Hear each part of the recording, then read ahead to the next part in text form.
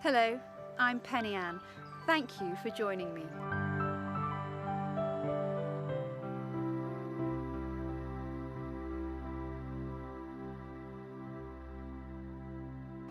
In many years of clinical work, I have noted the marked impact relaxation has upon the mind, body and quality of one's life.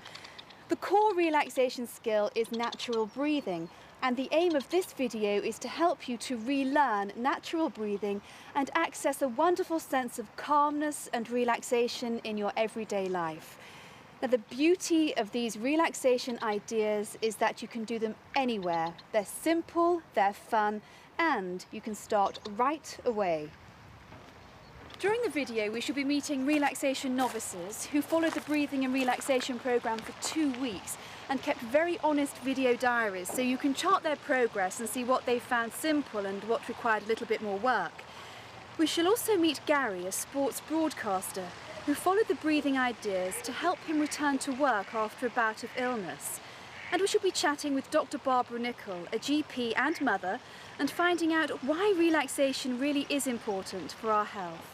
The breathing exercises are aimed at helping you to relax throughout your day, and the journey to calmness is a guided relaxation idea that helps you to physically and mentally declutter from your day.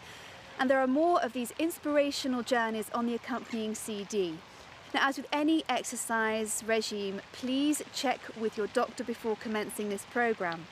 So, if the idea of a boosted immune system, increased energy levels, better quality sleep and better concentration appeals to you or anybody you know, watch on.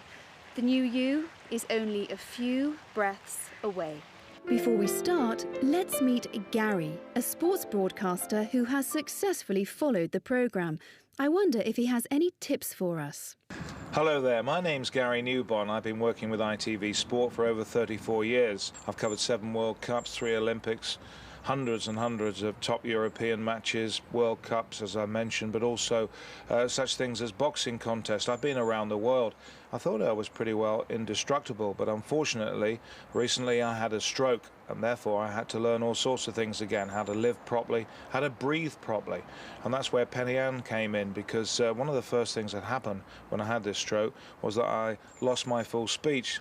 And learning to breathe properly, I realised how important it was. I wish I'd learnt about it before I had the stroke, but obviously it became really necessary after I was ill. It also helps you when you're talking and to learn how to pace yourself a bit more. And also it helps the brain, which if you've seen me work on television, you'll know I need a little bit of help on that front. Didn't take long to do it either. That was the interesting thing. I thought I was going to be in for a long process, but maybe it's just the teacher, Penny Ann, I don't know.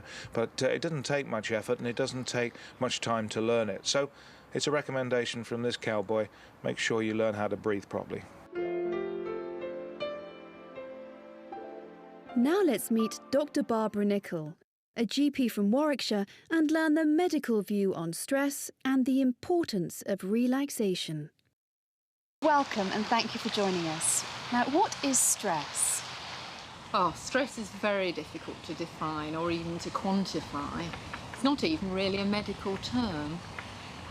It's come to mean for people situations where they feel they can't cope with the pressures of life. It can lead to physical symptoms and psychological symptoms.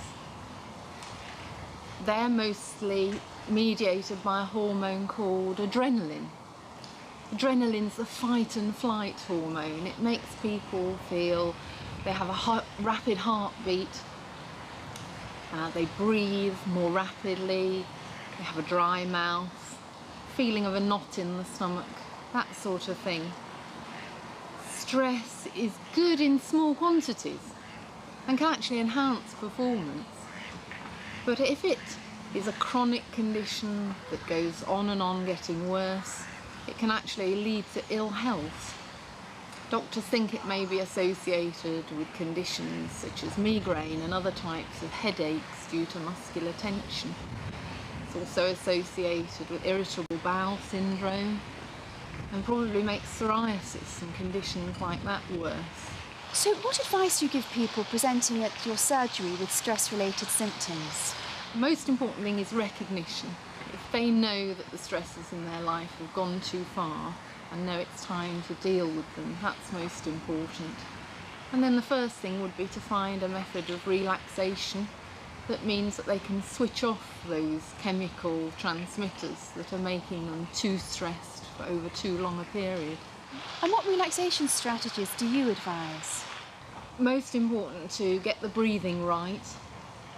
Breathing correctly means that the body gets enough oxygen and therefore enough energy to feel relaxed and to recover from stress. If you don't have enough oxygen, you don't have enough energy, you sleep badly, and you become emotional, lose concentration. And is it realistic in today's society to expect people to incorporate relaxation into their everyday lives? Yes, it's got to be the prime target and the most important thing for them to focus on. And would you say that stress is on the increase in our society? Yes, I think so. We're all so busy with pressurised lifestyles, trying to fit in too much into a day. This 24/7 society, as they call it.